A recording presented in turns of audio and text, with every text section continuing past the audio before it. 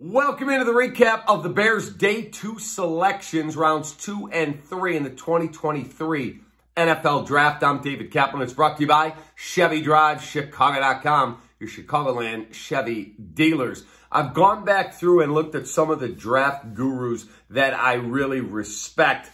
Matt Miller is one of them, and he tweeted tonight, Chicago's having a great draft, addressing needs and getting really, really good players.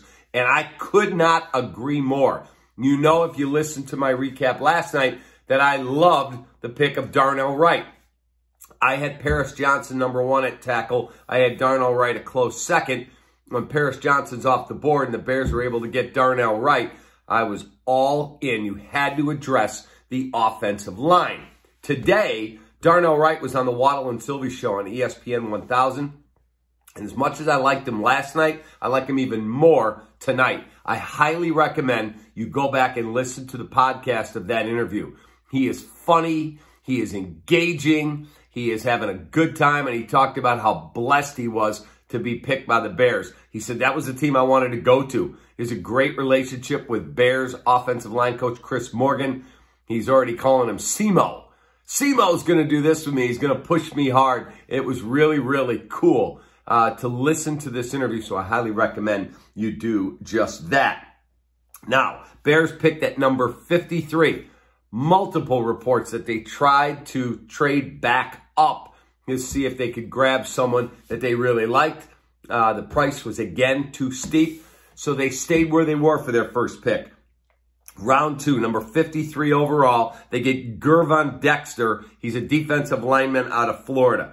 Look, this guy is big. 6'6", 310. He ran a 4.88 40-yard dash. That's the 5th fastest time among all defensive linemen at the NFL Combine that I attended in Indianapolis.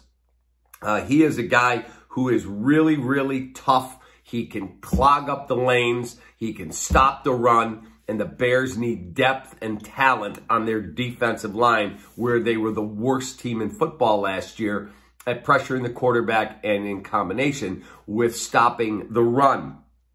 This kid is really good, comes out of the SEC, and he started 24 games, had 24 starts, I should say, in 38 games at Florida, and they arguably addressed the biggest need they had on their defense. Then they traded up.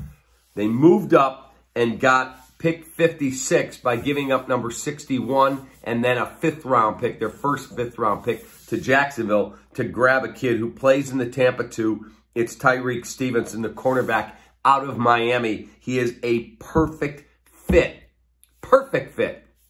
for the type of defense Matt Eberflus and Alan Williams run. So I think you're going to really find a kid who should settle in, getting a lot of reps as a rookie. Finally, they get another interior defensive lineman, Zach Pickens, the D-tackle out of South Carolina. I saw my friend Courtney Cronin from ESPN tweeted that he said, I'm in here to stop the run. I love to stop the run. That's what I like to do. Good, because that's exactly what the Bears need him to do. So you get 3 guys, all who play at big-time programs. You have a Miami player, you have a Florida player, and you have a South Carolina player. Those are all big-time programs, big-time talent. Bears address needs. I still want to see them get a center. I still think they need more help on the O-line, and perhaps there'll be a wide receiver they can also grab that could bring some size and some speed to their wide receiver room. One more day in the draft, rounds 4, 5, 6, and 7. I'll have a recap of that tomorrow night. Have a great rest of your day. I appreciate you. Have a good weekend. Take that.